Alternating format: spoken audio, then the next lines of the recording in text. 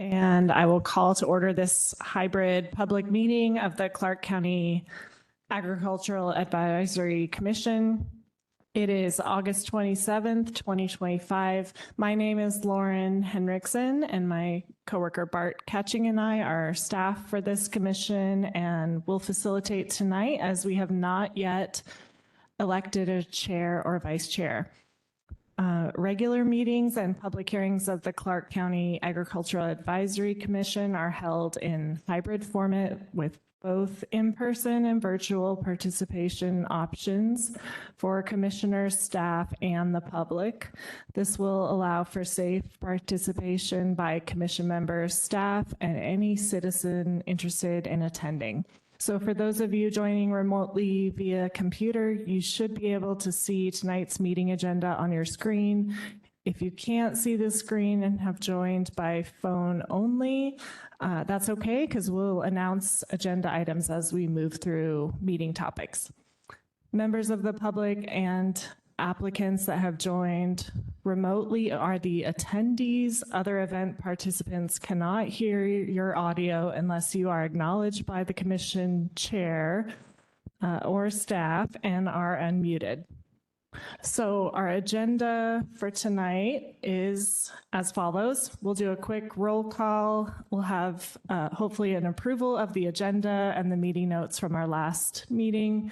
We'll have a general public comment period, elections for our chair and vice chair positions, approval, hopefully, of our bylaws, agricultural land study, presentation, and discussion will be the majority of our time, and then good of the order before we adjourn. So we'll start with the roll call of commission members who are present for this meeting.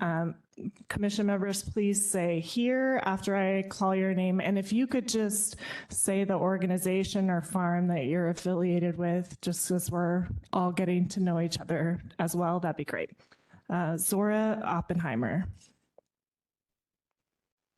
Here, Clark Conservation District. Amy Treasure. Okay.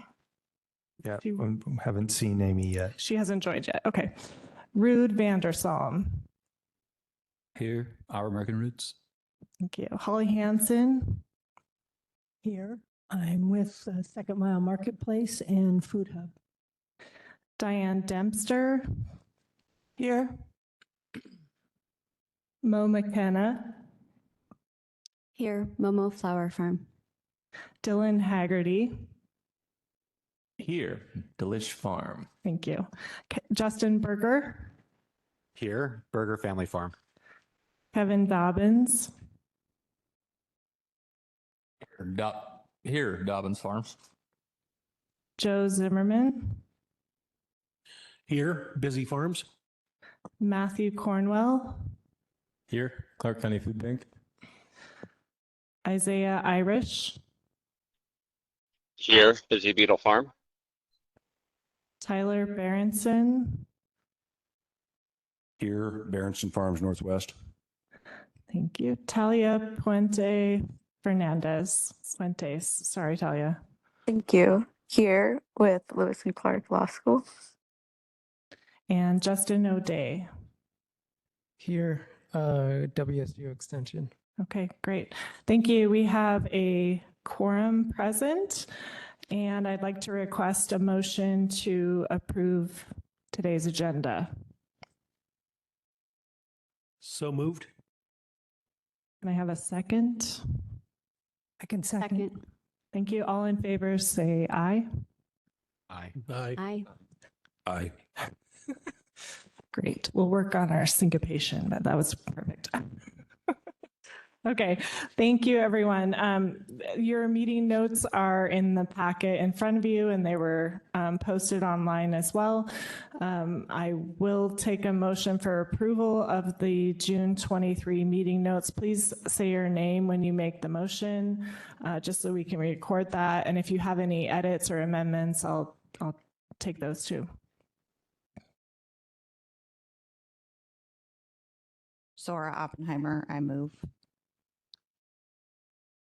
Did you say I do move? that? Okay. So moved. Okay. Can I have a second? Kevin Dobbins, second. Thank you. All in favor, say aye. Aye. Any opposed? Okay. Thank you. Meeting notes are approved. And I'm going to pass it over to Bart for public comment. Good evening. So we will start with comments in the room. Is there anyone who has signed in and a member of the public who wishes to make a comment? If so, you can move up to the microphone, identify yourself, and you have a maximum of 3 minutes.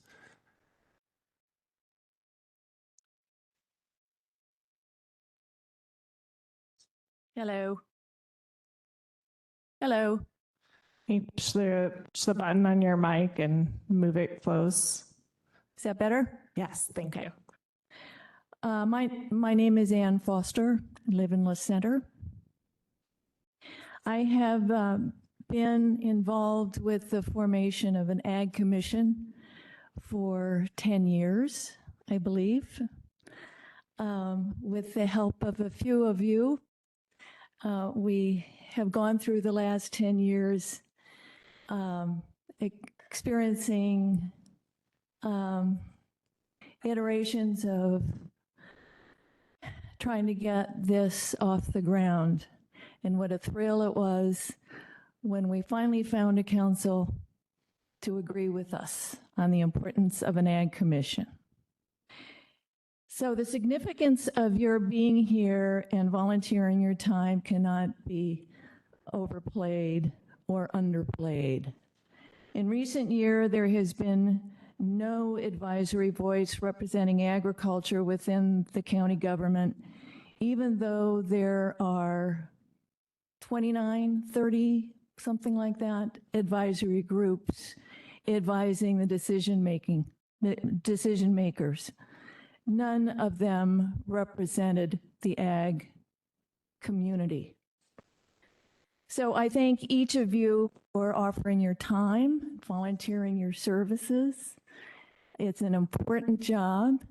I just have 2 quick requests from one who has been sitting on the sidelines. One is to represent the ag community. It may be necessary for you to set aside your personal agendas of having things go your way, but you have to listen to all of us out there. That means outreach. That means gathering input. That means coming up with a little newsletter. That means social media posts. That means chatting with your farm neighbors. We need to hear their voices through you. That's the reason you're here, because you are representing the ag community, which is being drowned out by louder voices throughout the county every day. The second request is for you to develop a long-term vision for Clark County that includes viable agriculture and sell that to the decision makers. We have to have viable ag. We have to have it for climate event resilience, economic health, public health, food security, environmental reasons. We have to have a place for agriculture in the future of this county. So don't take this mission lightly. Just get to work and do it well. Thanks. Jude? Oh.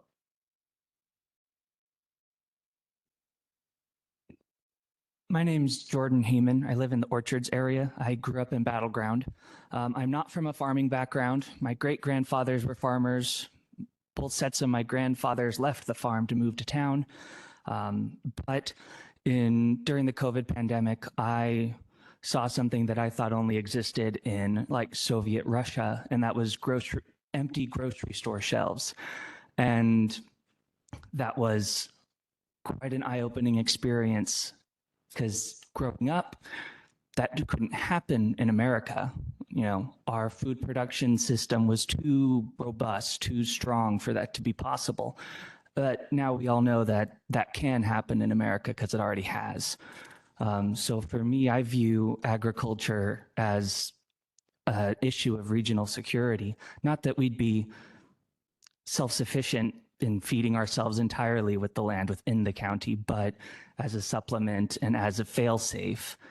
So even if the land isn't currently being farmed or hasn't been farmed for the last 10 years, as was said in the county council meetings by multiple representatives, I believe that it's important to consider the value of that land in future scenarios, because nobody saw the pandemic coming. Nobody saw the food system exhibit those sorts of bumps without famine, without drought, without war, just disruption. So I'm not from a farming background. I don't know anything about what it actually takes to run a farm, but I'm from here, and I know that I would rather be able to know that in the event of an egg shortage, I can go to Busy Farms and buy some eggs because they still have some, even though Winco down the street was completely out. So again, it's not a what if scenario, it's already happened in recent memory. So I just hope that the decision makers can be convinced that this is something that we need to be as intentional about as we are with industrial land zoning or residential land zoning. Because as a young professional in Clark County who's trying to live here, I'm acutely aware of the housing crisis and will probably never own a home. But you can't eat housing, so we can't just treat farmers' fields as a blank slate just waiting to be built on. So I just wanted to say that. Thank you.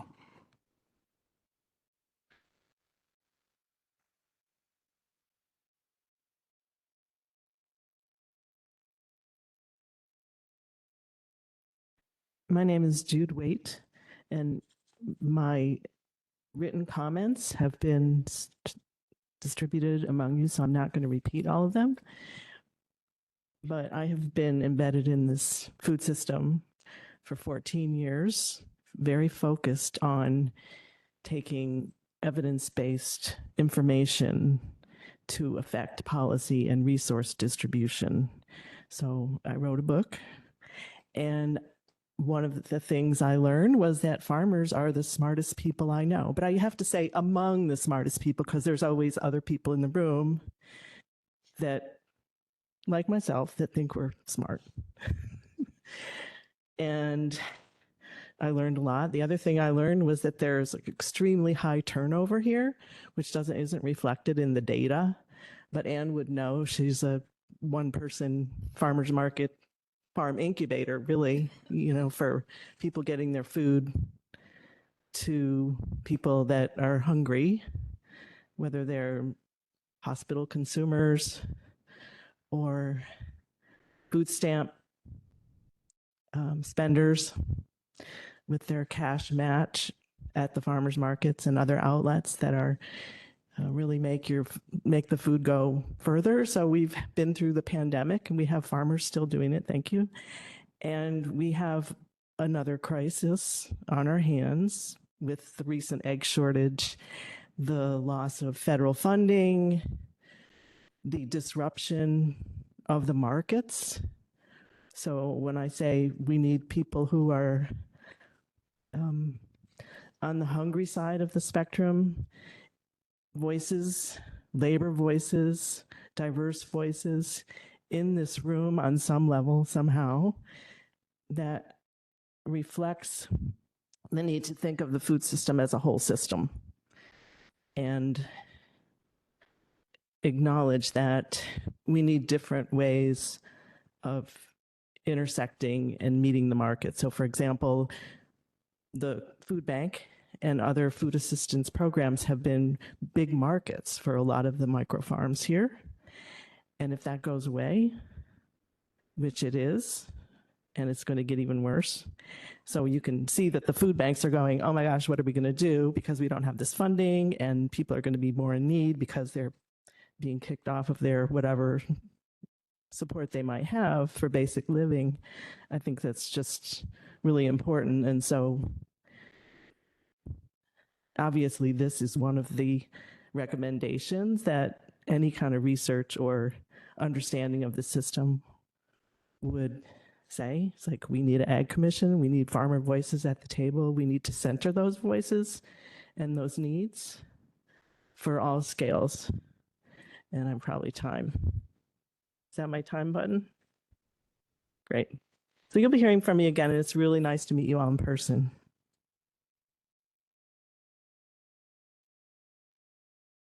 Anyone else in the room wish to make a comment? Seeing none, I will read the instructions for online comments. We only have a couple people, but we'll give them a chance. If you are using a computer or WebEx application on a tablet or smartphone, if you'd like to make a comment, please raise your virtual hand. There are instructions on the screen of how to do this. Typically, the hand icon is located towards the bottom of your screen, but if you need to click on the icon, it looks like a circle with 3 dots in order to see the raise hand option. For anyone on the telephone, audio only option, please dial *3 on your phone's number panel to raise your hand. Staff will be able to see the hands once they're raised and request to unmute you one at a time. Please note the public comments limited to 3 minutes. So with that, is anyone online wanting to make a comment?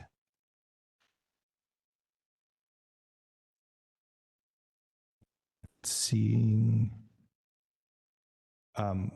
well, Talia, you're a member of the group. Is it a general comment that you wanted? You can unmute and speak now. I'm sorry. I thought that by public it meant anyone. Generally, members of the commission would make comments as part of the meeting, but unless That's fine. Thank you. okay. So seeing no other hands raised, I think that concludes the public comment portion of the meeting. Thank you very much.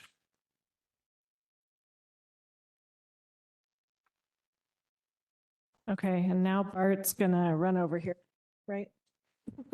We're gonna move to our elections for chair and vice chair positions.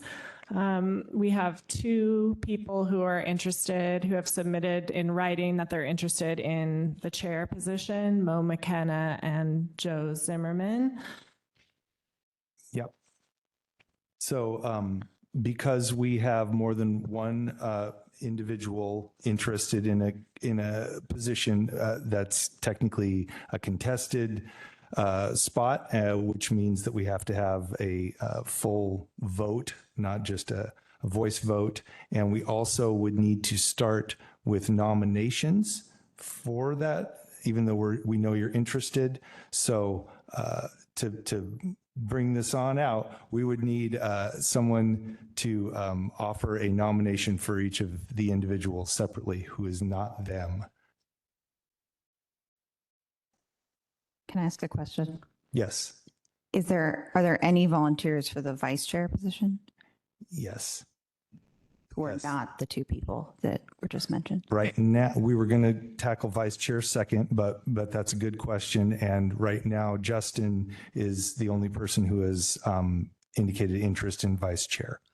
Although I think Joe and Mo are also potentially interested in vice chair, depending on how the chair vote goes. So we might have contested for both. We're prepared for either.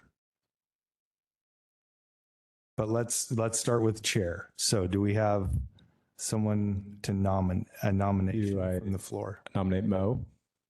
Okay, McKenna. and you are? Who's that? Matthew Cornwell. I nominate Mo Matthew. McKenna. Okay, and nominations from the floor don't need a second. So we have Mo nominated. Ruud van der Salm, nominate Joe Zimmerman. Thank you, Ruud. Do we have any other nominations for the chair position? Okay. So hearing none, then what we need is a motion to close nominations and then a second and then a vote on that. So do I have a motion?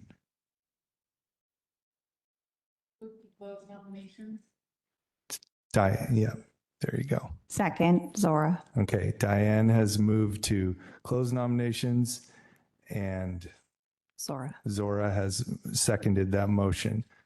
So now we can have a vote, and that can be a voice vote. So all in favor of closing nominations for chair, say aye. Aye. Aye. Any opposed? Hearing none, the chair nominations are closed. Now this would be an opportunity if either Mo or Joe or both would like to make any statements about their position before we have a vote. Sure.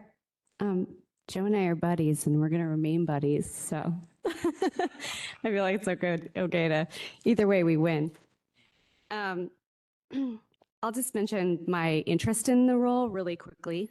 I am incredibly passionate about this and I'm super optimistic that we can make progress.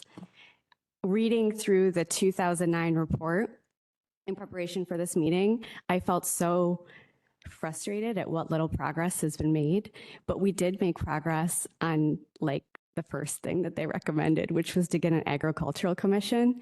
And I feel like that just shows how much possibility there is that we were able to do it. And as one of the commenters mentioned, it took a long time to make that happen. I think the other thing I will just mention is that I really I come in with opinions, I come in with my own perspectives on this stuff, but I really understand that I don't have the same experiences. I don't have the same backgrounds as so many of the farmers in this room and so many of the farmers in our community. And having spent a lot of time talking with farmers in this community, I just have so much to learn.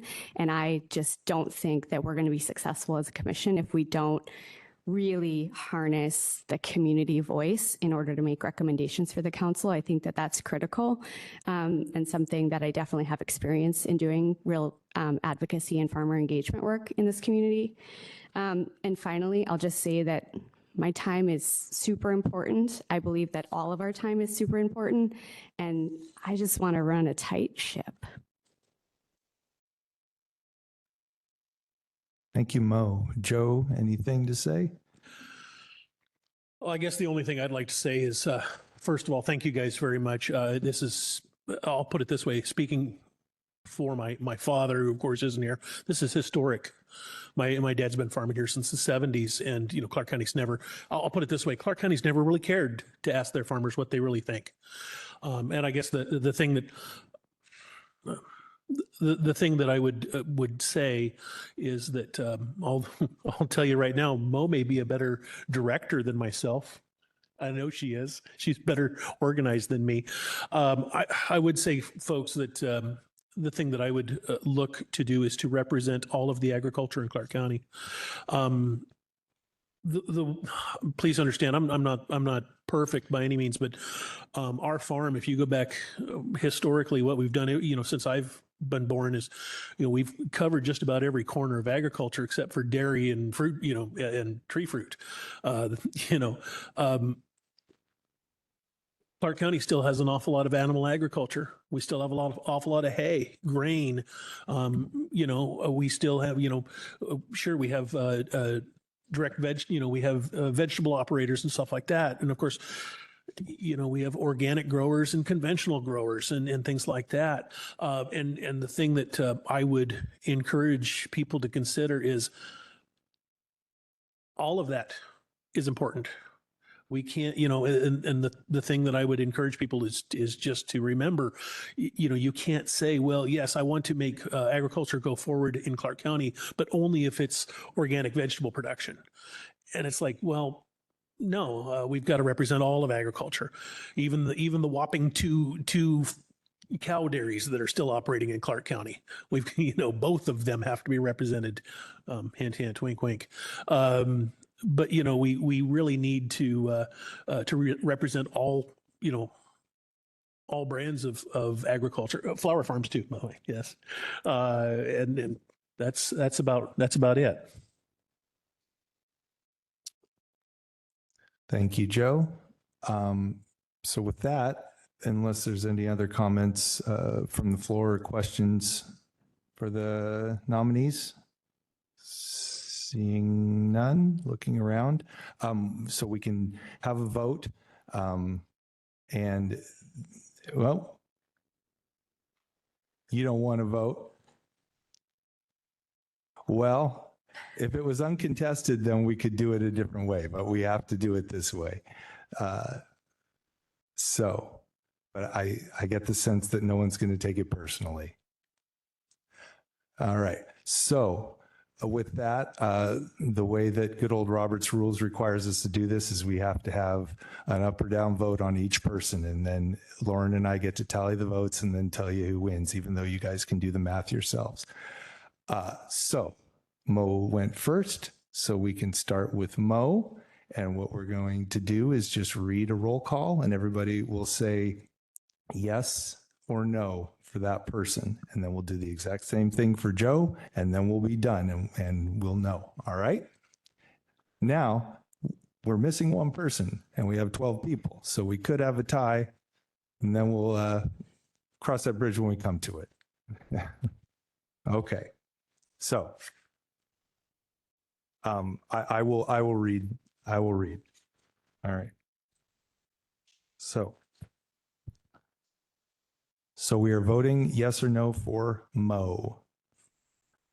Zora. I'm used to being at the end.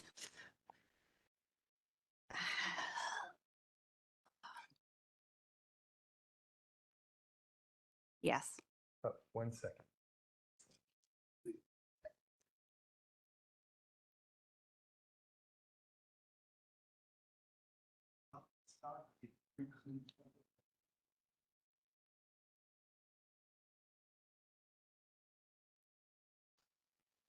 Yes.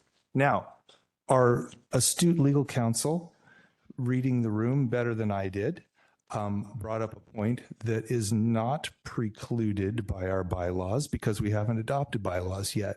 So we could make them reflect this. Would the group be interested in the possibility of co-chairs?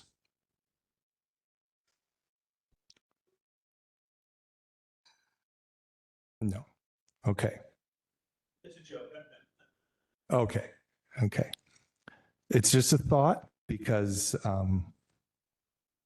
this is a collegial group. I feel like you two have, whoa, that was loud. Sorry. I feel like you two have very different strengths, which is why this is a really hard choice. And if you two were open to it, I think that's a great idea. Any other discussion on that idea?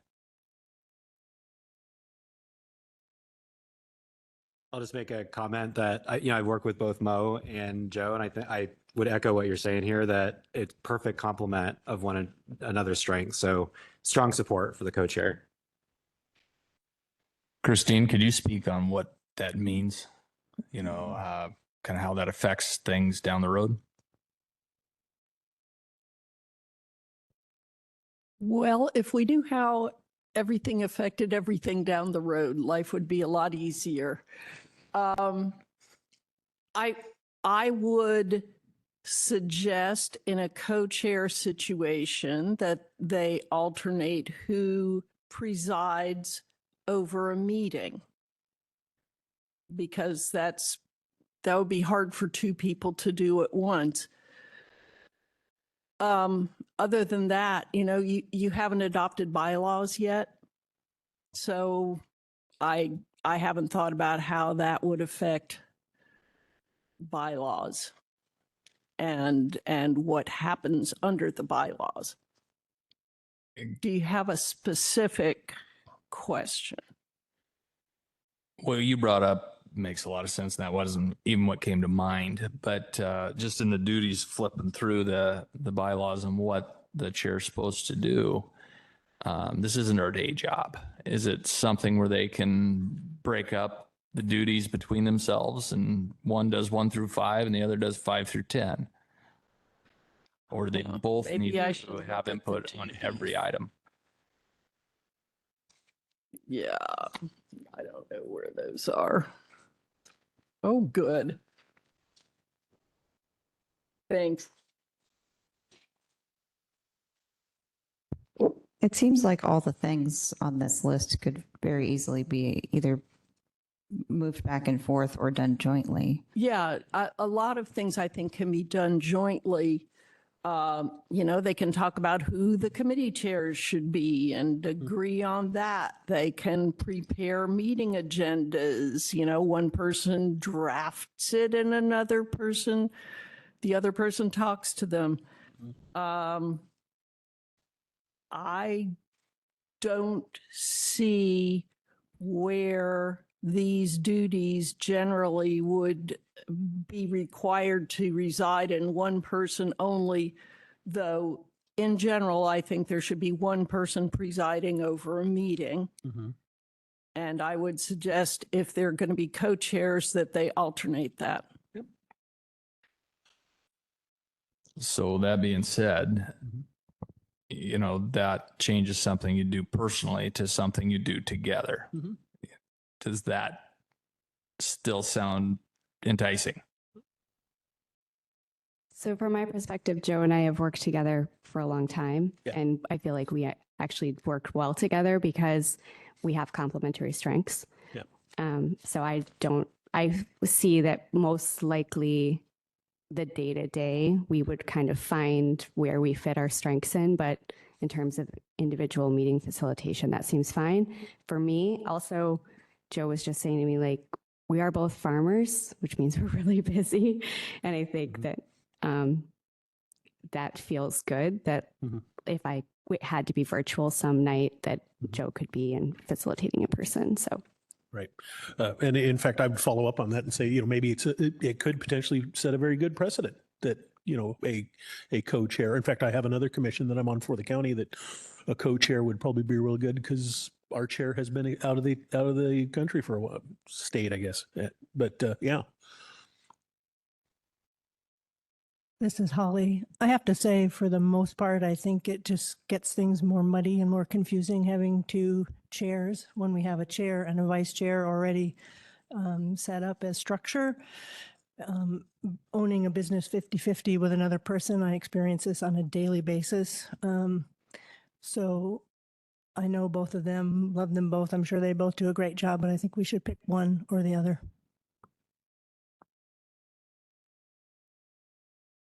How about we go to a vote on the co-chair thought first, I would think, yes? I think we need to do that. We need to pull back these individual nominations and have somebody that likes the idea of a co-chair nominate the both of you as a ticket, so to speak, with the understanding that we would make the bylaws reflect this and allow it when it comes to that. I just wanted to speak to that point, Holly, because I think the difference is that we can't make decisions. We're just advisory, right? We're not actually deciding things. So I think it's a little different having co-chairs for this because you're really more just developing what we're going to talk about as opposed to deciding things. Given that, I move that we have two co-chairs and that it's these two. And my name is Zora. Thank you, Zora. Do we have a second for this idea? I'll second it. Justin Berger. Justin has seconded. So now we have a motion on the floor. All in favor of removing the individual nominations and having a co-chair ticket, say aye. Aye. Aye. Aye. All opposed? Okay, the ayes have it. So now we will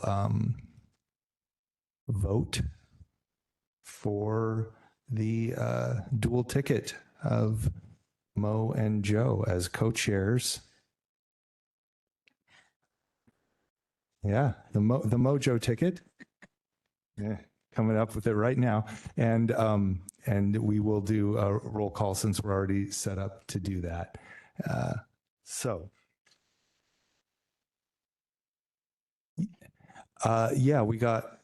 Justin seconded. Yes. Thank you. All right. And Zora, the reason why you're first is because we pulled the list off of the web page, and that's the order that everybody's listed on the web page for our roster. Oh, because it's Clark Conservation. Yeah, yes. It's not reverse alphabetical or anything. Okay. So we're voting on the co-chairs. Yay or nay? Yes. Zora Oppenheimer. Yes. Yay. Yes. Rude. Yay. Holly Hansen. Yes. Diane Dempster. Yes. Mo McKenna. Yes. Okay. Like, am I allowed to vote? Yeah. You have a vote? Yes. Dylan Haggerty. Yay. Justin Berger. Yes. Kevin Dobbins. Yes. Joe Zimmerman. Yes. Matthew Cornwell. Yes. Isaiah online, if you can hear us.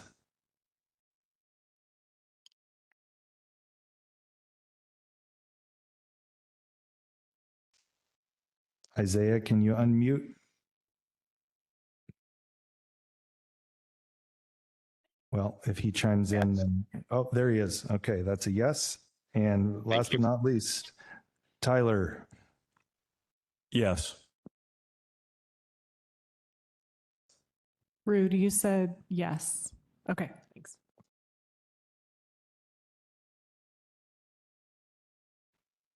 Yep.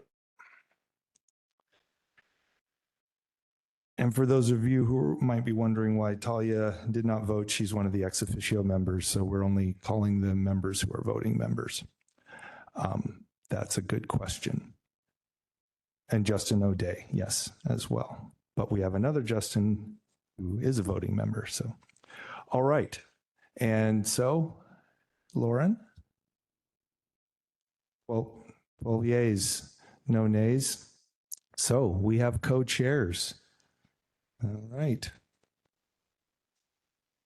Great. Thank you all. And that closes that election for office. And now we still do want a vice chair. And as we said before, Justin Berger was the only person who had directly indicated interest in that. Is there any other nominations from the floor for vice chair? Okay. Seeing and hearing none, then we can have a can we have an official nomination for Justin? I would nominate Justin. Okay, we have Joe Zimmerman nominating Justin. We don't need a second for this type of nomination. So now we have Justin. Would you like to say anything? You're unopposed at this point.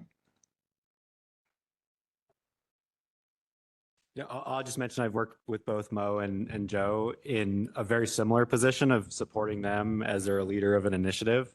And that's really what I'm hoping to do here is just support them and support all of us in making some recommendations. So thank you. Great, thank you. Well, with that, we have an uncontested position if we have a vote to close nominations. Do I have a motion to close the nominations for vice chair? Dylan and I close the motion for vice chair. Okay, do I have a second? I'll second. Thank you, Diane. All in favor of closing nominations for vice chair, say aye. Aye. All opposed?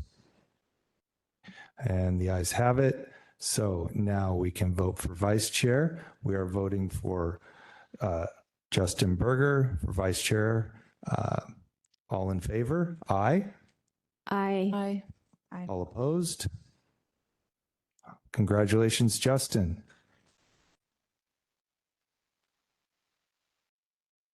Thank you all for your patience with cumbersome bureaucratic process, but it's good to have it on the record. We appreciate you. Appreciate it. And Lauren, if you guys are okay with it, Lauren and I were going to finish out the logistics of this meeting since we just elected you all, and then we'll get you going with scripts for the next meeting. Okay, great. I'm Unless you seeing want thumbs up. to go over it right now. Yeah, here's a script. There you go. Yeah. Okay. Thank you very much. Okay, so we're going to move to review and approve our commission bylaws. You have had these in front of you for a couple months now. We talked about them at our last meeting. I made changes based on that discussion. I have had no comments or edits submitted since our last meeting, which doesn't mean we still can't incorporate those. I will change the wording on the chair position to allow for that to be a shared role. If there's any substantive changes to these, I would suggest we push this to the next meeting because we need to move to our presentation. But if you have any minor edits or any small comments, we can entertain those. And I just had one follow-up question. Tyler, in our last meeting, had brought up that it doesn't include a definition of agriculture. And I know the county had one. I thought it was Tyler, maybe it wasn't. So I'm just following up. Do we have a definition of agriculture from the county, and do we want to include that in the bylaws? Yes, we do have a definition of agriculture. I'm working on pulling it up here. I think it's the last bullet point on the minutes. It said that he was going to, Tyler asked, is there a definition of agriculture in the bylaws? And then no, but we can include one. Mm-hmm. And yeah, my understanding was the county, Oliver said the county already has a definition of agriculture and that we would refer to that, but I can pull it over and include it here too. it's in Title 40. It's fairly long. And unless Jose or Oliver want to chime in, it's tied to state, rules of. I can read it, or did you want to comment, Oliver? No, I think we can reference where it is in Title 40 and be consistent with that because it is in code. So if it's acceptable, we can share the definition that the county has already. Well, and I believe that it would be a very good thing to definitely put on our, shall we say, our issue board, if you will, to review that at some point, come back around to it, and potentially, suggest to the council that, hey, this may be a dated definition and we may need to change it. So, yep. Could we at least link to it in the bylaws? Okay. Yeah, I can, if maybe just in that introductory statement, I can reference it and link to it if that works for the group. Okay. I mean, I can pull it up right now, but it's a paragraph, so I don't think we want to get into, picking apart whether we agree with it or not. My concern would be if you adopted a different definition or wanted a different definition, it could cause conflicts and problems with county code. I would suggest maybe we leave it out for the moment and then revisit it very soon. Yes, no? On a totally unrelated subject, I actually read that definition today, and I think it does cover everything from storage warehousing to greenhouses, you name it. So I think it's sufficient.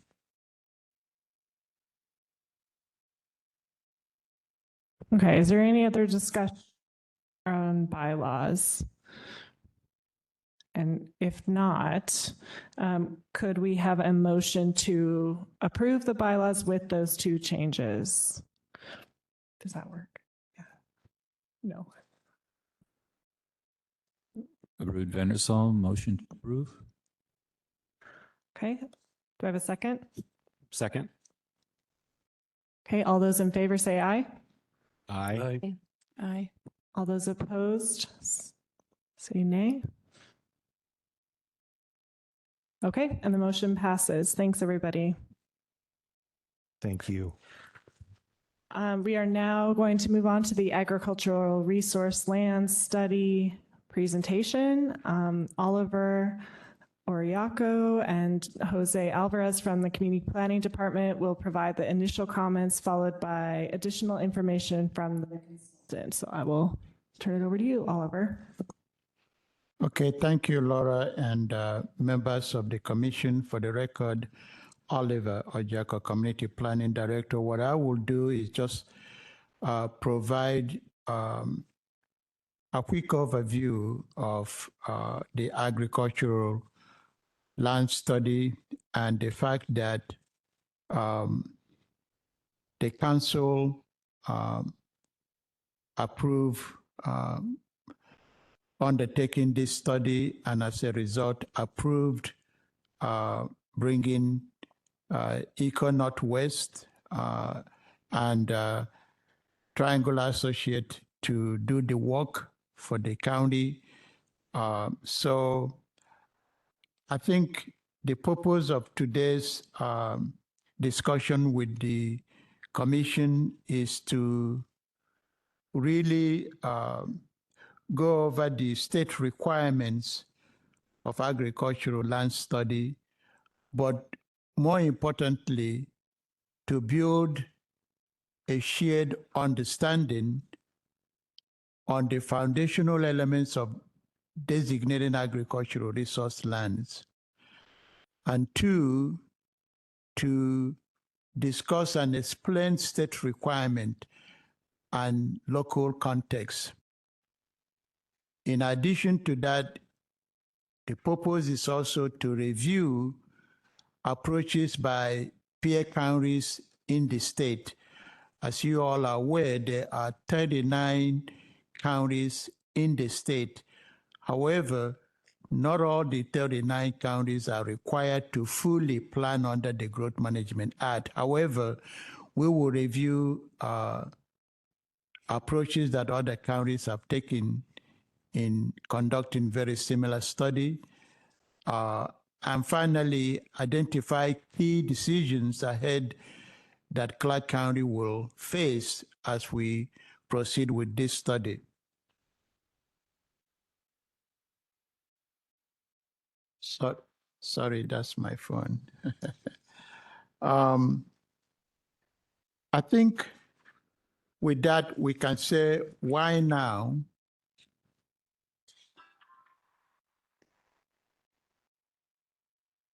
Ali, let me call you back a minute. Oh.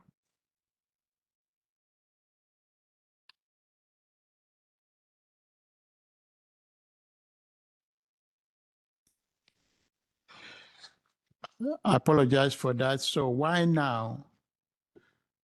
Clark County is undertaking its updating of the 2015 to 2035 Comprehensive Growth Management Plan as required by state law to update our plan every 10 years. In other words, in a 10-year cycle. So this update that we are currently underway will be from 2025 to 2045, a 20-year planning horizon. The Washington Growth Management Act requires counties to review and designate resource land during the comprehensive plan update. It also requires that if there is a proposal to de-designate resource land, we are required to do that de-designation by looking at countywide to see what are the implications of that relative to the ag industry. So with that, we're also going to, as you know, the county has not reviewed agricultural land designation since the 1994.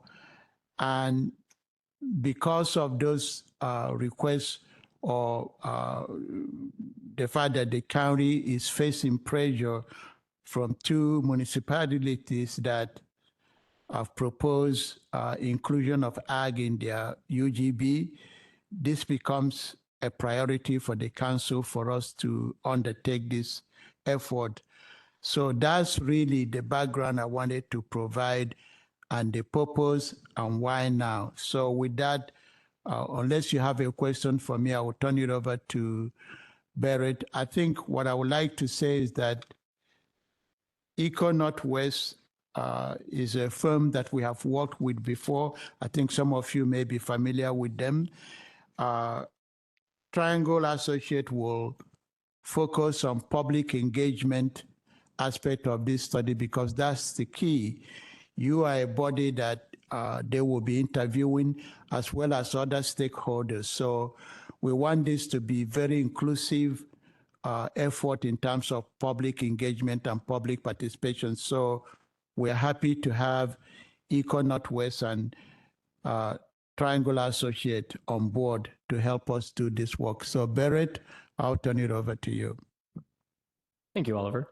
Well, hi, I'm Barrett Lewis. I'm from Eco Northwest. I'm the project manager and technical lead on the agricultural lands study. I'm accompanied by Becky Hewitt, who's a project director at Eco Northwest. So I'm going to try and get through this pretty quickly because what we really want to do is have a discussion and hear from you all about certain priorities. So, you know, please excuse me if I'm sort of flying through. So I'm going to first just try and recap really quick the agricultural landscape of Clark County and how it has changed in the last 5 years. So it's definitely undergoing a transformation. In the last 5 years, farmland acreage has decreased by 38%. Number of farms are down by 3%. Meanwhile, though, the market value of what is coming out is risen 24%. Yet there's still a negative, a net negative cash farm income. So what we're seeing is essentially farm acreage is shrinking and farms are shifting towards more intensive, higher value production. And so I'm going to cover the Growth Management Act really quick. Some of you might know this already. Some of you might be familiar with the statutes and the rules, but we're just going over this just to make sure that you know, we are aligned in our thinking and our understanding. So for the Growth Management Act, Goal 8 says to maintain, enhance, and encourage the conservation of commercial agricultural land. It also requires jurisdictions to designate where appropriate, has two definitions, if you will, agricultural land not already characterized by urban growth, and B, having long-term significance for the commercial production of food or other agricultural products. And third, the GMA also requires counties to review natural resource land designations during plan updates if it is determined that plan designation changes may be warranted in a comprehensive plan update. The implication is that the agricultural resource land study that we are conducting is that review. It is a part of that review. And it is necessary for any change to happen that the review has or the study has to occur. So the purpose of this agricultural land study is we are using the Washington Administrative Code 365-190-050. This, I mean, every agricultural land study uses this. We are, you know, aiming to deliver a transparent, data-driven evaluation for Clark County, consistent with all state statutes, rules, and case law. Our role is to provide a technical analysis, not to make policy recommendations. We are giving the county council information on which they can make recommendations. So I'm going to go over really quick the WAC, the WAC 365 190 050, the guidelines for agricultural land study. So the GMA directed the state to create minimum guidelines codified in this rule, which sets 3 factors for designating agricultural land. And it sort of splits the definition I just sort of mentioned that had two components into 3. One is that it's not characterized by urban growth. It is used or capable of being used for agricultural production, and it has long-term significance. We're going to come back to the long-term significance because that is a very important piece of this land study. But essentially, these rules provide a framework for identifying agricultural lands while granting counties the flexibility to adopt methods for regional needs and priorities. So essentially, it allows us to tailor this approach to Clark County and to its priorities and its regional characteristics. So to get more into the commercial significance, this is the central mechanism that essentially that the land study operates on. There's 11 criteria that it says, I'm going to read verbatim here, quote, should be, whoops, my thing. Counties and cities should consider the following non-exclusive criteria as applicable. So 2 keywords there, should consider and non-exclusive. So the first one is that this is part of the tailoring of agricultural land studies to specific county contexts, that some of these may not be so relevant and some of them may be very relevant.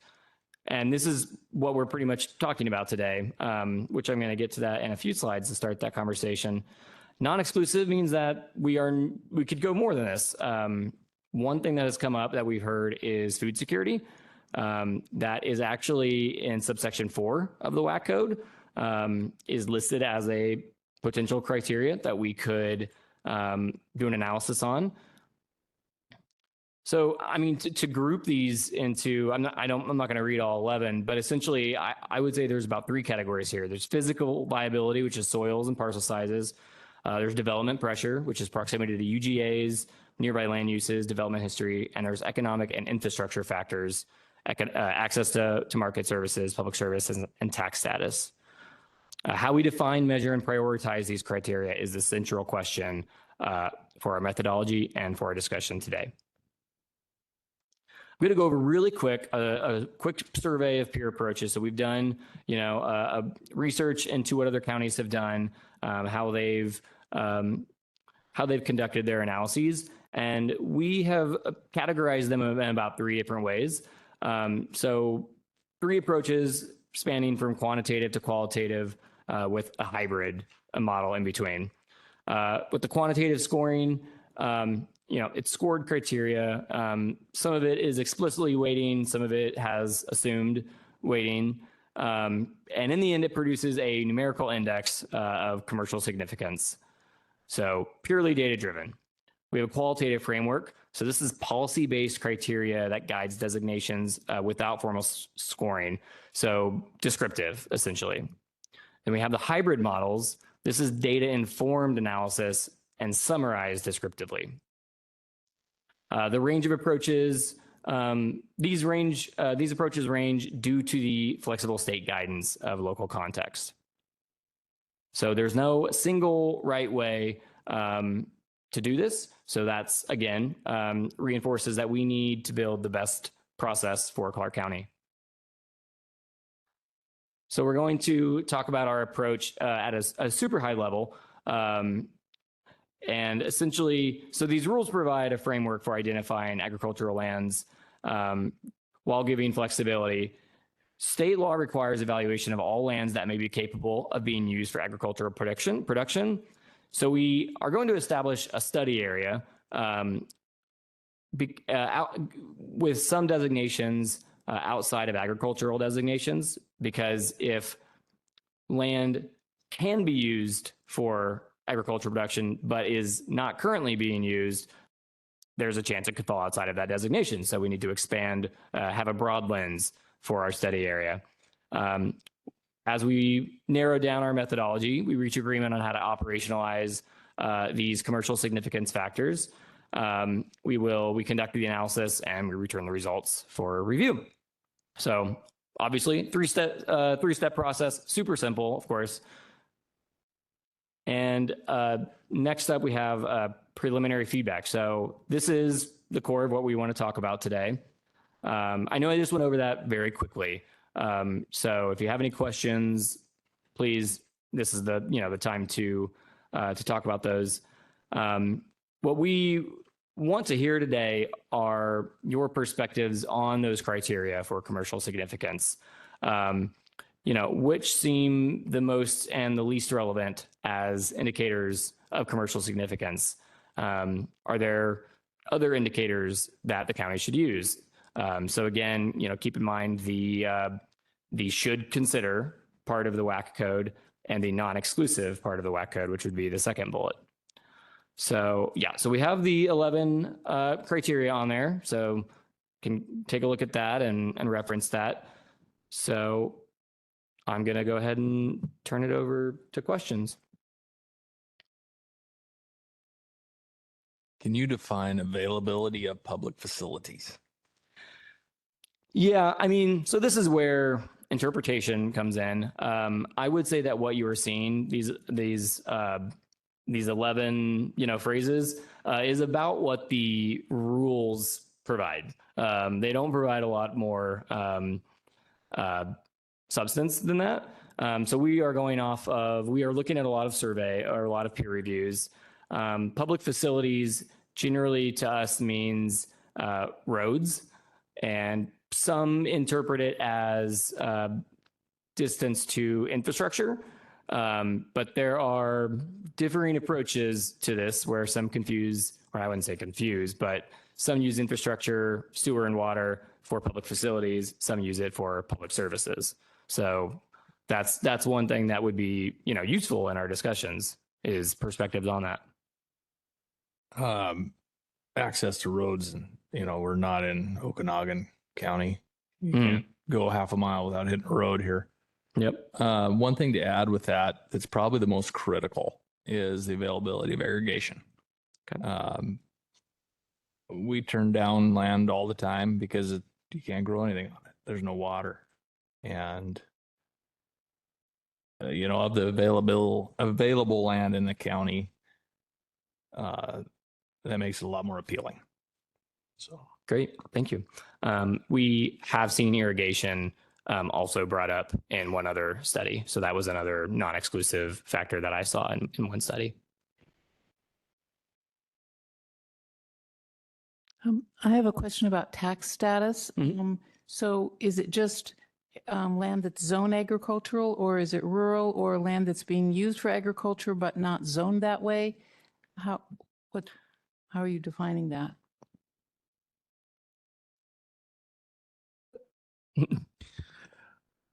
So tax status, we have state programs that allow you to defer taxes, current use program. What we've observed over time is that we have a lot of land that's zoned ag and a lot of land that's in the current use program, and that doesn't really line up. There's a lot of land that's in current use that is not designated ag. And so it doesn't have this protected status, and they're outside of those Ag 20 zones, R5, R10, some forest lands. So that's kind of what we mean with tax status, is looking at the current use designation. So you'd be looking at all of that? Yes.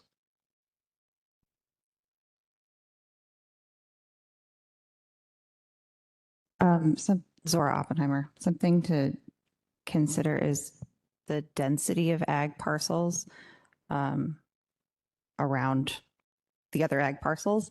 Contiguousness. Density can go both ways. If you have a giant parcel in the middle of a humongous subdivision, that still has a lot of value. But also if you have a bunch of parcels clustered together, they're going to have inherently more commercial value than, you know, one parcel of that size in the middle of like a smaller parcel in the middle of a subdivision. The WAC code does mention including non-contiguous small parcels with common ownership. We've also seen small parcels be included in the indicator of nearby land use intensity. And we've seen it actually in a couple different criteria. But essentially, if there's heavy parcelization, I don't know if this is quite what you're getting at, but if there's a lot of small parcels that have developed on the borders, that would indicate, you know, some encroaching development potentially. What I was more meaning was just the density of agriculture in an area, not necessarily relating to parcel size or if they're right next to each other.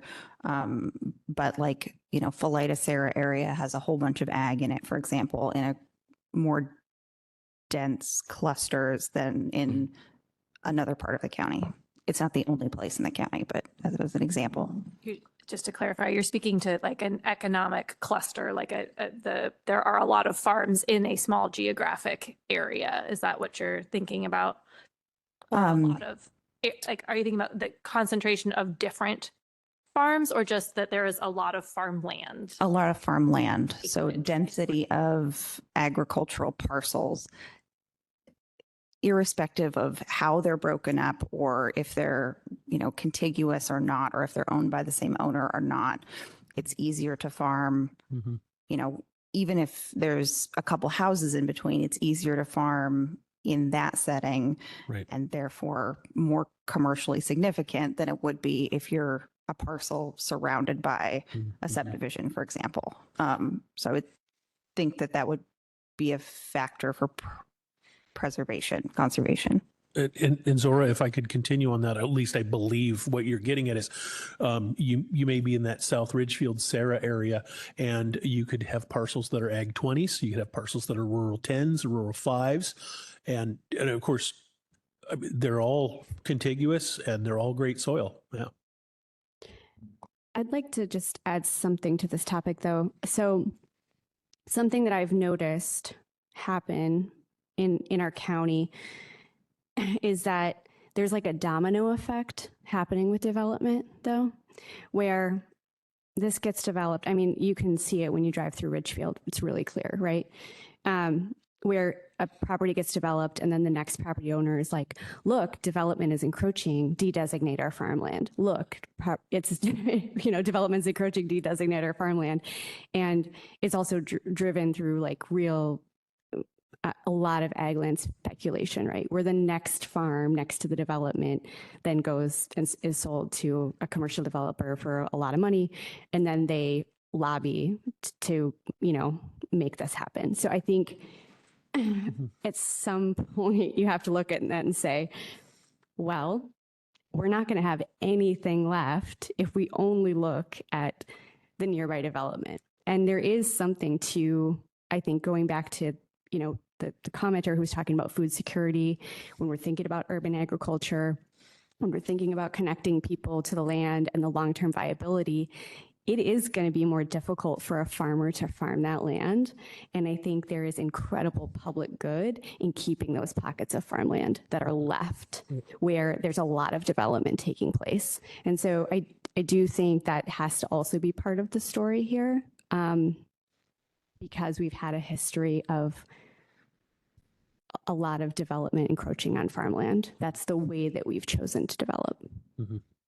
I will also add to what Mo said that I know Mo's lived here, approximately 10 years, give or take? No? 7? Okay. I'll say this as it goes back a solid 45 years or more that Clark County has, let's just say they've had a zoning map that looked like you gave a drunk 3-year-old a box of crayons.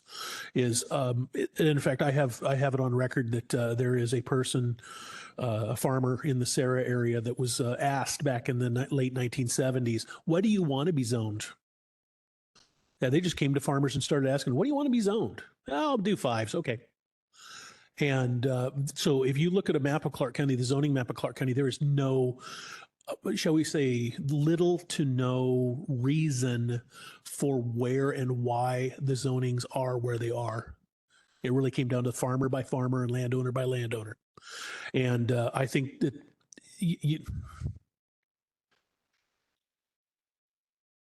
let's just say the one of these 11 points that scares the heck out of me is this history of nearby land development. Everything is nearby land development. So at what point are we going to say, you know, listen, this is prime ag land that was put here. Sorry, I don't normally talk this way. This ag land was put here by God 10,000 years ago when the Missoula floods came through here and deposited some of the best soil in the world. We've got places that are 150 feet deep into the richest farmland, richest farm soil that you can imagine. And we're plowing it over and putting houses on top of it. I better stop right there. I'm going to get myself in trouble. I do have a request, by the way. I saw this this notice here about agricultural landscape changes. The farmland acreage in the last 5 years down 38%. The number of farms down 3%. I hate to put him on the spot here, but Justin, do you think you could pull out your hip pocket lesson on the similarities between Clark County and Washington County, Oregon? Just the broadest of terms. Justin has a great presentation on the yeah, I can see he's hating me already. Justin has a great presentation on the economic potential for Clark County because, believe it or not, Clark County, Washington, and Washington County, Oregon, by the way, that's Hillsborough, Beaverton, actually align almost perfectly. We have almost the same soils with almost the same climate and almost the same amount of acreage, and yet they're kicking our proverbial you-know-what. If that would be appropriate, by the way. I don't know if I could summarize it in a lot of depth, right. But yeah, there's when you look at the data, you can see that the development patterns have developed starkly different in these two counties that otherwise have very, very comparable metrics otherwise. And what Mo has been talking about and what Joe was talking about. Closer. Okay. What Mo has been talking about and what Joe has been talking about where say a contiguous farming area or a larger parcel of farms or cluster of farms gets a seeded development area, and then it's used to justify spreading it or connecting it with the nearest other. It comes out in the maps. It comes out in the data. And I think, yeah, there's definitely lessons to be learned from what other counties have done and how they've proceeded and how we might be able to do it better. That's supported by data.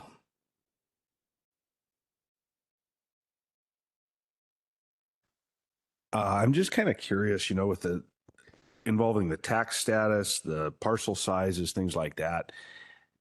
And this is probably a little bit of a slippery slope, but it is very common practice for large developers and whatnot to buy a very large contiguous chunk of ground, sit on it for 10, 15, 20 years, keep it in ag in the meantime, and then eventually convert it. And I just can't help but wonder how many of our last large contiguous blocks of land in Clark County are already owned by holding companies for that purpose. So that scares me there.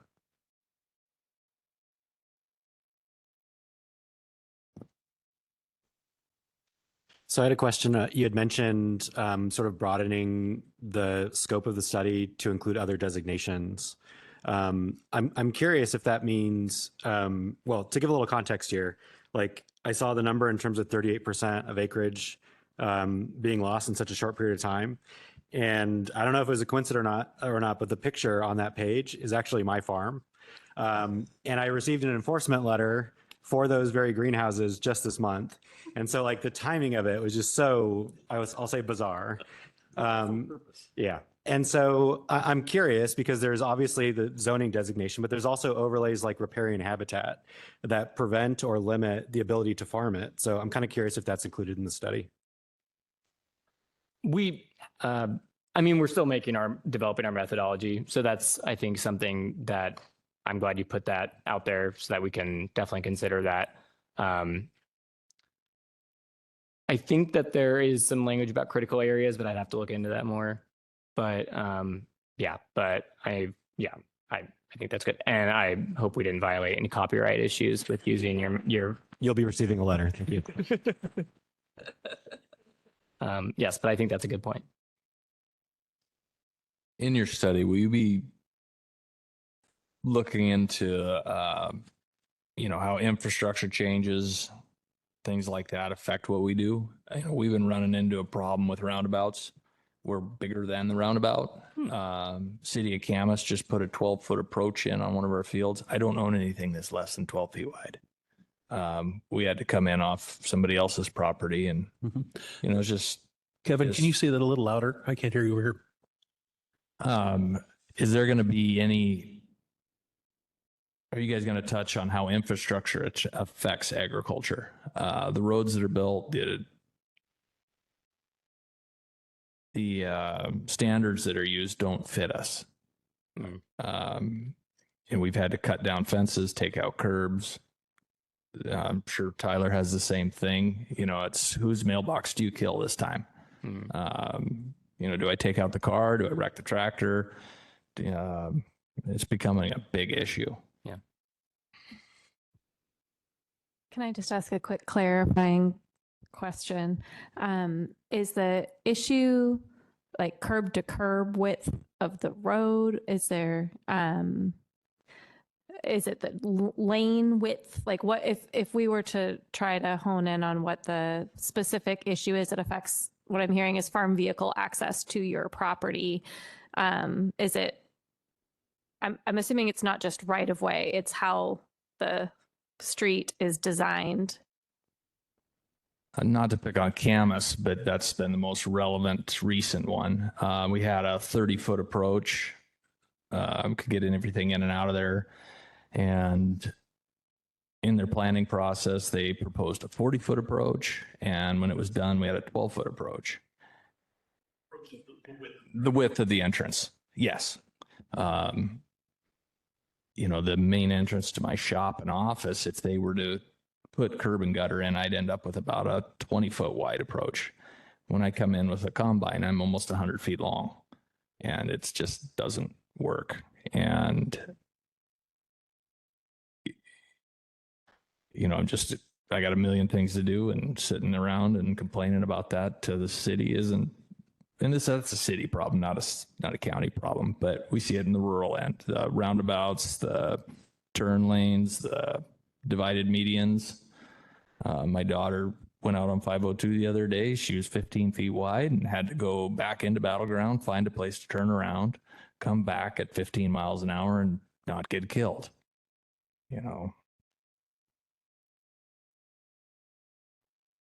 To expand on that a little bit for Kevin, think of it this way, we're running very wide, very heavy equipment, doesn't move very fast, does not like to jump curbs, usually does not have a lot of ground clearance if you're towing an implement or something. On Lower River Road, where I farm, we don't have curb and gutter down there. The sides are steep, but there's no curb and gutter. So I can get over to the side if I need to pass a truck or something, allow them to pass. When you're in a residential area or an area that's been curbed and guttered, you have street lights, you have all of this stuff. It can pose a total hazard with low boys trying to swing in if you have to mobilize on low boys. And so then you're forced to get on things like Patton Parkway or SR 500. That's almost more of a risk because you have so much more traffic volume.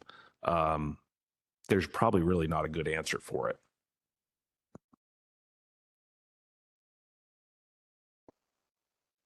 Thank you. Those are very good things to consider when it comes to roads.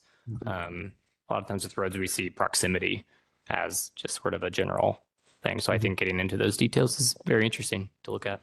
You know, I just remember one last thing is that there is a consideration. I don't know how much power it puts behind it, but there is a federal law, the 1984 Right to Farm Act. I don't know if that comes into effect here to direct the county that a farmer has the right to continue to do his operation if that involves, you know, the things required to farm. So I guess I wonder the things that they're bringing up. Does that get used to say, well, you can't farm in Clark County, so I guess we should just turn it all to development?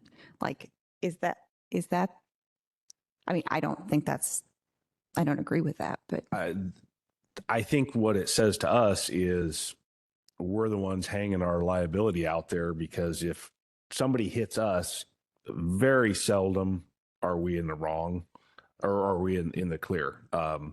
We're bigger. We should have had more, even though the law states you just have to have original safety equipment, identifying markings. I don't want to kill somebody. I don't want to hurt somebody. I don't want to tear up infrastructure. But if somebody hits me, they're going to sue me for everything I'm worth, probably. That's the problem. It makes us not want to go out and move on the roads, not want to go bounce between that 15-acre parcel, that 5-acre parcel, do this or that all over the county. That's why we want to stay in larger blocks of land where we don't have to move. So, and Joe, I think, don't quote me on this 100%, but I do believe Clark County is a right to farm county in Washington State. Yeah. Just to clarify the point you were making, though, I think what you were saying is the fact that it is more challenging to get your farm equipment in and out doesn't mean that that land is not economically significant necessarily, but it is a challenge. So I guess we'll have to just think about how that could weigh in determining the commercial significance, because it's a challenge. It makes it harder, but would it be a reason why you would want to say, oh, that should now be less priority, right? Would you want land that has more compromised access to be considered less economically significant? Maybe not, right? So I think it's important for us to be aware of those things, but I think we'll have to kind of think through how can that play into the study in a way that doesn't mean that when the road comes in, now the adjacent land automatically becomes less significant. One of the things I'd like this commission to do is sort of make a list of all the rules and regulations that make it really hard to farm in this county. And, you know, I know the list is going to be long, but it seems really important that people understand that, because, you know, we're hearing it all the time, the different things that people face. And the smaller the parcel size, the harder it is to farm because of the reasons that we just stated here. And I think it's probably not part of the ag land study so much, but it could be something that this commission addresses. Going back to what Zora mentioned, the genesis of this study did come out of Ridgefield and the center seeking to de-designate agricultural land and bring it into their urban growth boundary, which is a net loss, in my opinion, for agriculture in this county. Understanding that you all are just making a technical report, I'm wondering what the opportunity is for the Ag Commission to make recommendations to council on designating more land for agriculture, given the dramatic loss that we've seen from this report. Really maybe there's lands that are not currently designated, but should be based on the criteria that we uncover from this report. Is that an opportunity for us? This is Oliver. Yes, part of this study will eventually, because we are looking at, in terms of the study area, we are looking at the rural area, with the exception of areas that are currently designated as forests. So whatever is designated now as Rural 5, Rural 10, or Rural 20 if this study identifies them following the criteria that they should be designated as, or they qualify as agriculture based on the state requirement or criteria, those parcels will be identified.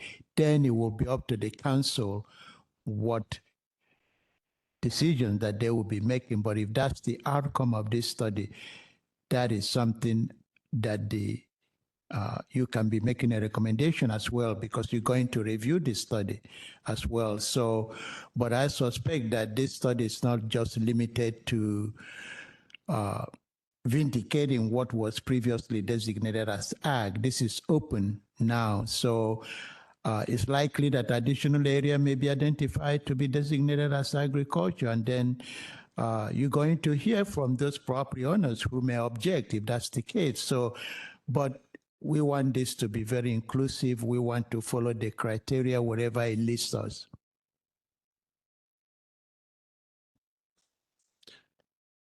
You know, I want to say that I'm sure that down the road, I would love, at least I can see a time when Jose and Oliver could come and possibly talk to us a little bit about open space taxation. And as I understand it, okay, Ag 20s are kind of already assumed to be open space taxation, but rural, is it rural 10s, 20s, 10s, and 5s that there is a requirement for proof of ag income in order to get that, or some, yes, no, something along those lines? Am I kind of in the ballpark? So the zoning of your property has no influence on the taxation program. Okay, never mind. Okay. Anyhow, it is something I wanted to talk about, you know, sometime in the future, concerning, shall we say, ag revenue on a per acre basis, if you will. I was under the impression that there was a requirement that, you know, certain landowners need to show a certain amount of ag production per acre. And let's just say, as a farmer who spends a good portion of his time driving around the county, there's a handful of these places that I go, they'd better not be getting open space, because I'm calling BS on that guy, whoever owns that piece of land. And the way that Jose's smiling, I think he's probably on the same basis there. And that ties into something, by the way, too. And I wanted to say something, and I'll make it real quick here, folks. Number 11, proximities to market. And then I also want to address this gentleman over here from Orchards that came and spoke earlier.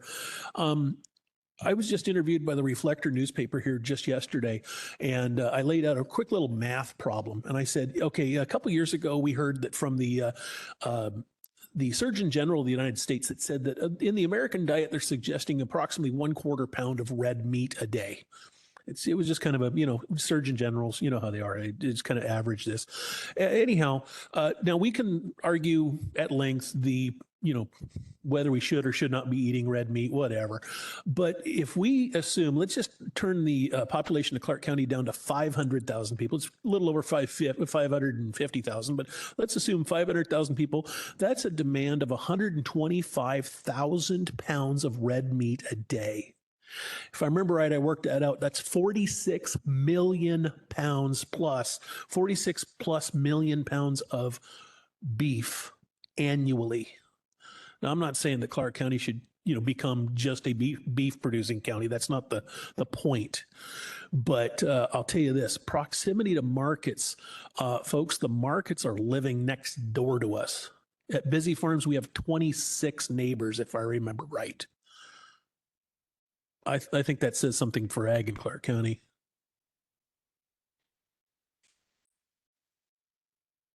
I just want to be mindful of time. It is 7:30. Do you all have any final?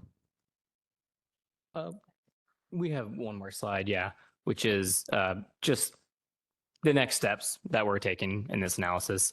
So we'll work with county staff, Jose and Oliver, to develop and propose analytic methods. We had hoped, we wanted this conversation to be a bit longer, and I actually am glad that we got as much time as we did. So we do want to give you opportunities to give additional feedback. So, you know, please email county and relay it to us. And if you want to get into a deeper discussion, like a technical discussion, I would also say reach out and it will be facilitated. Relevant to that, when I had the opportunity to meet with the Triangle Associates folks, I had mentioned that if it was possible to get a survey out so that we could get a broader range of voices represented, that would be awesome. How do we go about doing that? I think that's actually, oh, yeah, go ahead.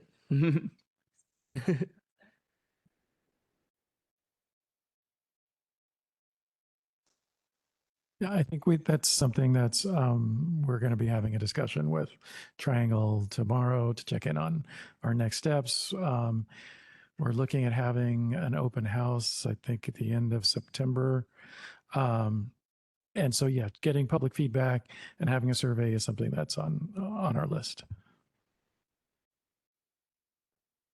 Can you put whoever we're supposed to email in the notes so that we know? Thank you.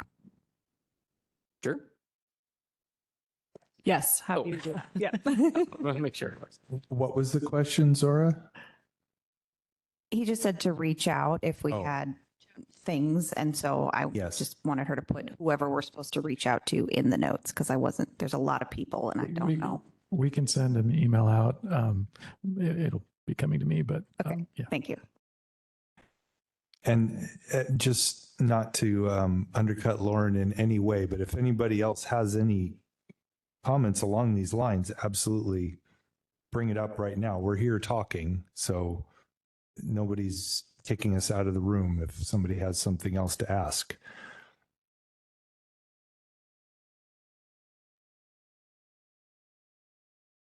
Could you summarize what your study about? And we got off on some tangents on roads and beef, and I mean, I'm terrible about doing that. But you're actually looking at the viability of ground for agriculture, correct? I don't know if I would say viability. I mean, I would go back to the three metrics, which is not characterized by urban growth, capable of being agricultural production, whether that is being used or not, and then looking at the long-term significance. So that's the economic factors of that, and weighing the land that could be made to farm or is, and basically, putting them in an economic, not all economic context, but I don't know. I'm just curious about what some of the standards are that you might be using for identifying economic viability and also urban growth infringement, like what the parameters are for that, because I think there's a lot of different definitions of economic viability that may or may not apply to this county anymore when they might have applied 40 years ago in a different way.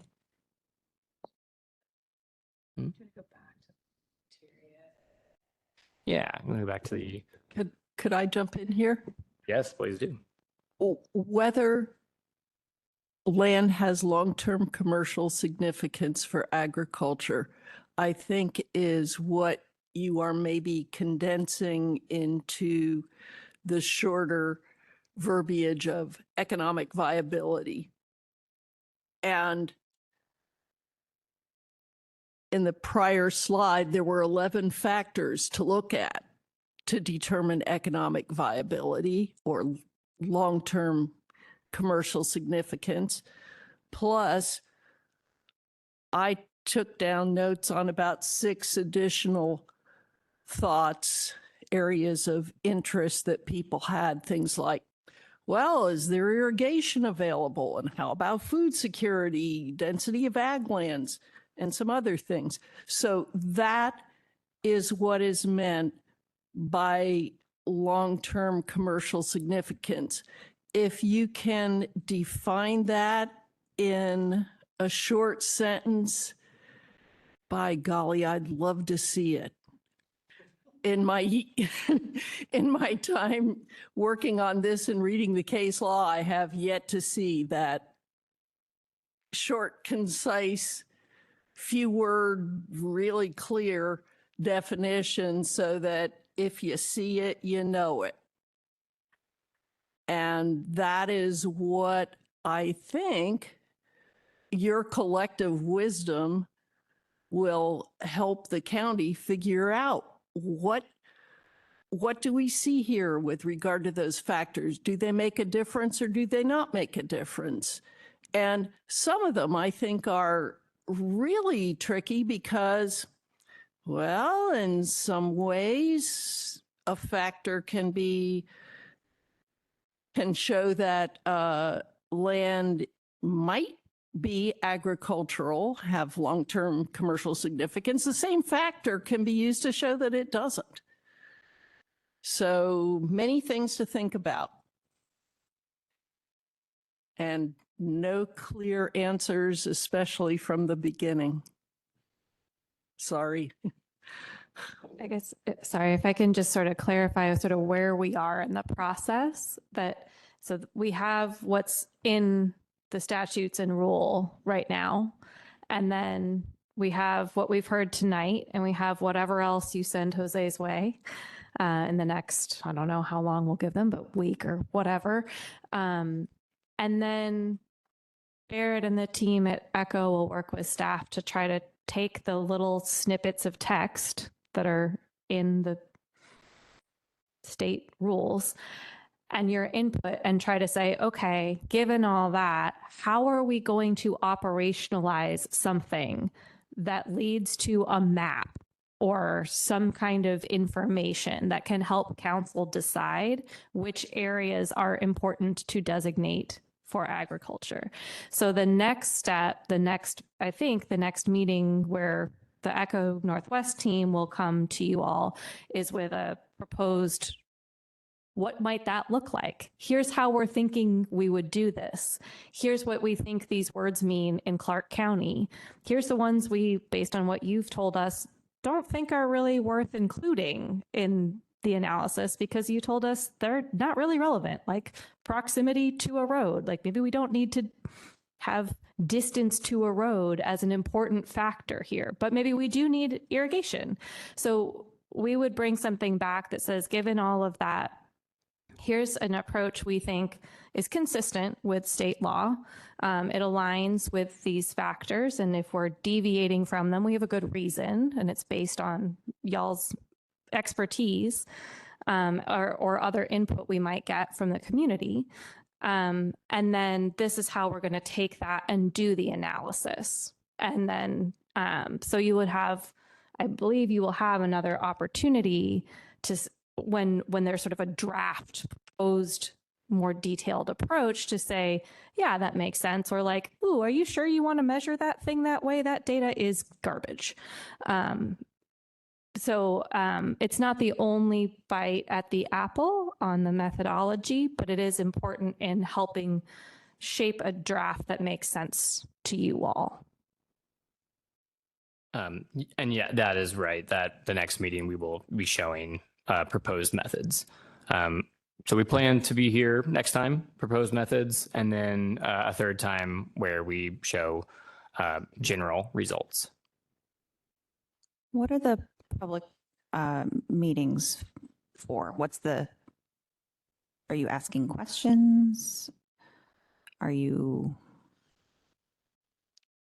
Yeah, I mean, we're trying to, I think we are trying to also ascertain the criteria, commercial significance. I think that's not always a technical audience like that. So some of that has to be put in other frameworks. As far as the public workshops, we are talking about that tomorrow. So there will be some discussions on that. And I believe we will have some notice out in the future. I'm asking because it sounds like what you're looking for from the public is not input on the finished product, but input on the analysis. Yes. Okay. For the most part, yes. Okay. This might be a question for next time. We could get into it a little deeper. I know we're running short on time, but one thing that just popped out on me here is there is no category or really much discussion about the environmental impact of ag land in the county. And I mean, let's face it, as farmers, we're conservationists. We maybe don't always like having the critters on our land, but we do host a lot of wildlife, as well as, water quality issues and things of that nature. So I'm really kind of surprised that that's not in here as having some bearing on that. Another thing I've been thinking to consider is relative importance for food security, just as far as valuation of farmland, proximity to cities, so on and so forth. And I was also wondering, to what level were you currently planning on using the soils criteria? So like what level of detail? Is it just, it's designated farmland, or using the criteria that are under farmland, designated farmland, so on and so forth? Yeah. I mean, since we're still developing those thresholds, I don't have a strong answer for you on that. We will be using USDA soil data. What thresholds, I can't say right now. As far as food security, I would love to hear your thoughts on that, because we are interested in that. That has been something by the county council. So yeah, I would like to hear your thoughts on that part. Yeah. I don't remember if there was a third part here. No, it was, yeah. I was going to say we've developed some GIS tools that are sort of focused on this very thing, in valuation of farmland using NRCS, USDA data.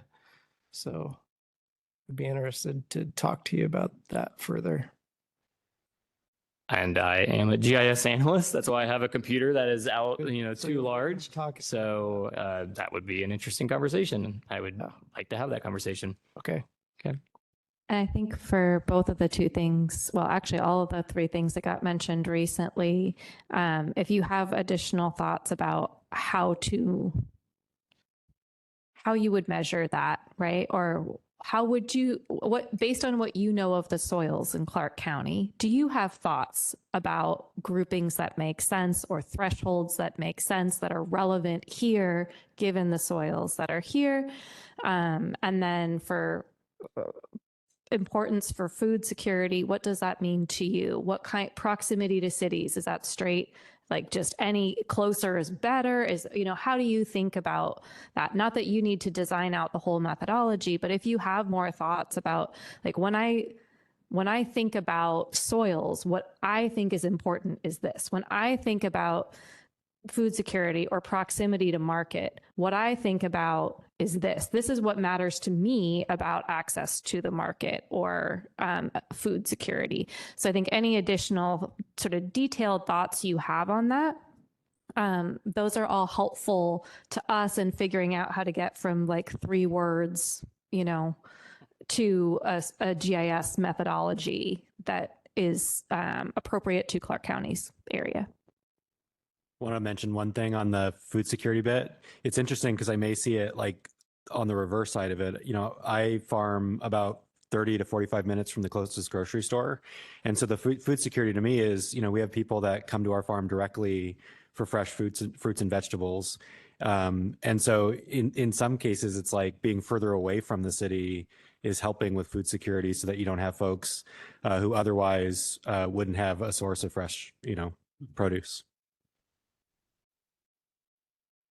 Yeah, I would target food deserts for food security. I mean, I think it should be the whole county, but if you're going to pick something, and I'll email you guys, but the district put together a couple years ago a map, a whole series of maps on agricultural density, which is why I brought that up. And it's heat maps. And the intent was to potentially propose agricultural districts in the county, but it's organized by parcel size and has it's heat maps of the whole county. Now the data, we are not GIS analysts. We had an intern from Portland State or Portland Community College, whichever one has a good GIS program, put it together for us. So it's not perfect, but it's pretty darn cool. I'll share it. and I think targeting some of those hot spots, which when you look at it it's actually a lot of the county, would be a good thing.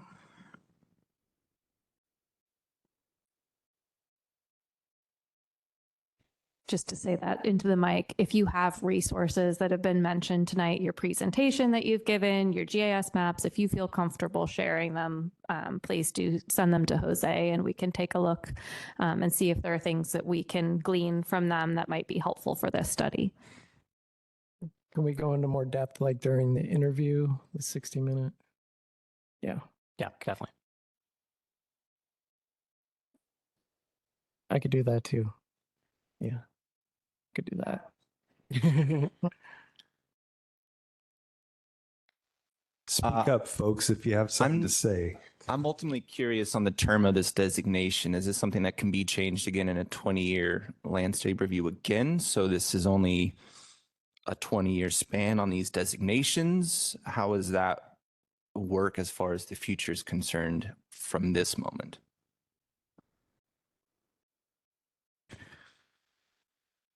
So the state requires us to do this type of study only when we update our comprehensive plan, which is every 10 years. And I think as Oliver mentioned before, there was a group of folks that did this back in 1992 to come up with the current ag designations that we have. Notwithstanding some changes in agriculture that's happened over some of the comp plan updates. It's not easy to de-designate land, and it's the same process to designate it. So it depends on the council and, at the time, whether there's an interest in revisiting this. This particular process has been very compressed. There's a lot of work to do in a very short period of time. When this was done in 1994, it took a much longer, and I can provide you that information and the history of that. But the way the rules are written by the state, revisiting this isn't something that they view as something that should be undertaken lightly, and that's why in 2023, they actually changed the statute to require a county-wide look where it used to just be an area-wide look. So the bar is pretty high in both directions. I would mention something I'd be really interested as being part of the criteria is actually the history of de-designation and upzoning as a major challenge for farmers. Our farm was upzoned in 2019 and it had really negative impacts on our farm. So I think just even that looking at that as the history of it could be an interesting criteria.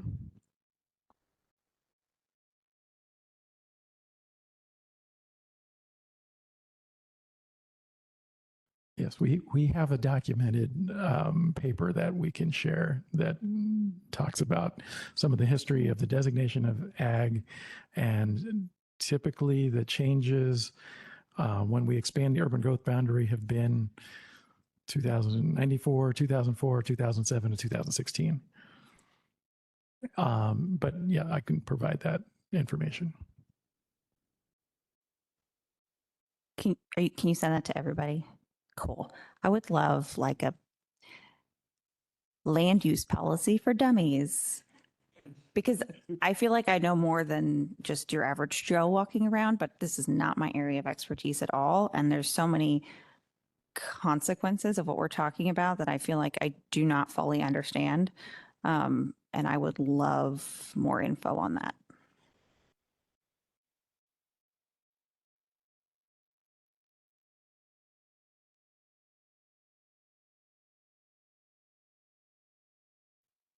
Any final comments, questions? Is that a no, Joe? Okay.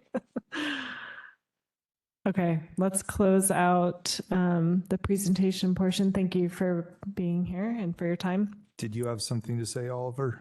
You were leaning in. Sorry, I didn't see you. No. Okay. No, I have nothing to say except as I've said before, we have a very compressed time. Some of you that have observed me at council meetings have said that doing this type of work is in a 16 weeks effort. As Jose indicated, when this was done in 92 or so, it took more than 3 years for that group to come up with the designation, but the state have changed some of the rules or some of the criteria. So it's a good thing that we're taking another look at this, but as Jose indicated, that work that was done or that effort in 94, as you all know, it was challenged, and the county was vindicated in terms of the process, in terms of what was designated as agriculture. And we have not been very successful in terms of history to really de-designate agricultural lands. Some of the things that have happened because, as you all know, the cities annexed some of those lands before the court can rule on them. But since then, that opportunity to annex or vest have closed. So we have some really challenges going forward. What do I mean by that? We have been having this type of conversation internally. What will happen at some point when the urban growth boundary comes closer to properties that are designated as ag? And that's what we are facing now. However, we have to look at this and make a policy choice. What needs to happen going forward? So you're going to play a significant role as part of this study moves forward.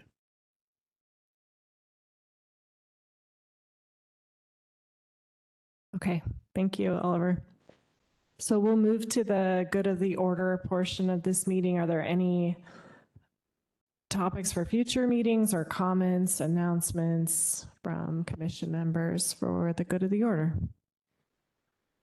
Yeah, I've got a topic that I think really needs to, we really need to expedite.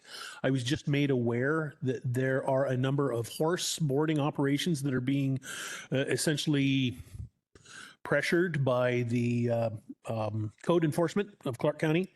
As I understand it, and I could be wrong about this, I want to say that their big push is you're operating a horse boarding facility that does not have full fire suppression in the barn.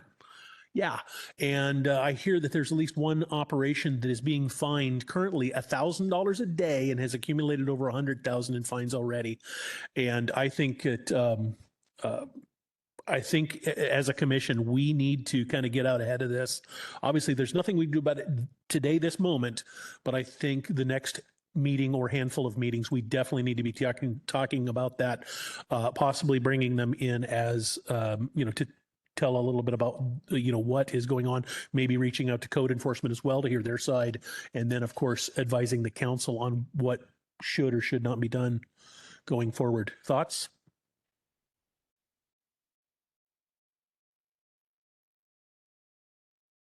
Having a greenhouse that used to grow agricultural products and now currently grows crops that is not considered by the state to be agricultural, and said Lisi needing to completely bring the structure up to code.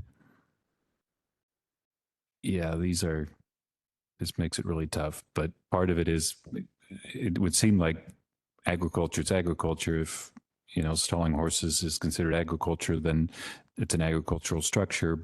But I think in the minutia of the what ag is and what ag isn't, that's where we get hurt. I'm sure Justin has something to say about that. Mr. Justin, do you have a thing or two to say about that? Just one thing. I'd really like for us to take on clarity around what it means to have an ag exemption. I think that's one of the most difficult things I've had to navigate with my current code enforcement issues is what are the totality of things I need to do so that I don't risk my farm? And who do I go to get that clarity? Because currently, I have received a varying level of advice around what it means to be ag exempt from, if you follow that definition, it means that you don't need to get a permit, to ag exempt is a permit type and requires a permit and a process to follow. And I know that others on this commission have received similarly confusing direction from the county. So especially as someone who's been farming for just under 6 years in this county, trying to understand the litany of things you need to do to stay in compliance is very challenging. And in fact, in the last 2 years, I've had these totally separate code enforcement items come up right in the peak of season, which is the most difficult time, including having my farm stand closed down by L&I because they consider it a commercial structure and don't consider the county's building codes around farm stands. So some clarity around that, I think, would help additional farms start and would help small farms like mine continue. So we at the district get people's calls and emails when they have been bounced around the county for however long, and finally they get frustrated and come to us. And we also really struggle with finding actual answers to these questions and find that the resources that are available through the county are incomplete often. Like there's a whole thing on ag permit exemptions, but it doesn't address building things in like a habitat area or riparian area. So I second putting more effort into this. Yeah. Or third. I know for those who don't know, my dad was just on that rural events team. Justin, I remember what was that team was talking about on-farm events. And there was, let's just say there was one person that had a lot to live for. Let's put it that way. Really, really concerned that, well, you cannot have a paying customer in an ag building. Going, why? Why can't you? Anyhow, I think we need to really, shall we say, codify that, potentially present that to the council, or at the very minimum, bring it up as an issue, and we can hash it out, and then provide guidance to the council, and where Clark County should see its building code enforcement or building code move towards. Yes, no? One thing that we discussed at I think our last meeting, I don't know if this is possible, but is to send out like a survey to the Ag Commission groups about like what topics they would like to tackle, and what would be important to them. And then we actually bring it here and prioritize it and make a list. I think it would help us make sure that we're tackling the things that are most important to this commission. Okay, those are all great topics. Thanks, everybody.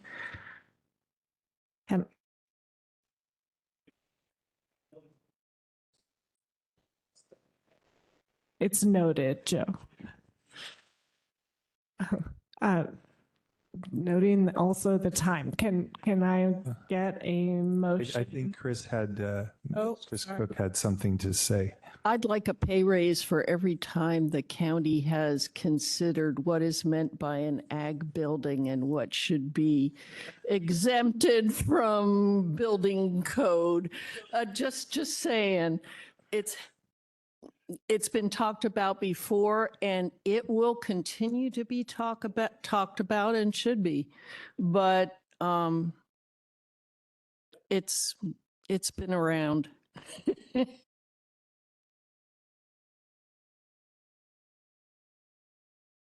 I'm sorry, I'm talking behind you, Lauren. I'm on the computer here. I think you can see things I can't see, so I appreciate it, Bart.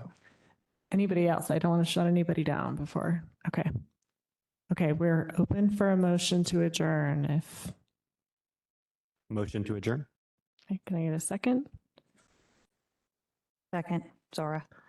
All those in favor? Aye. Aye. Okay, meeting is adjourned. Thank you. Thank you all.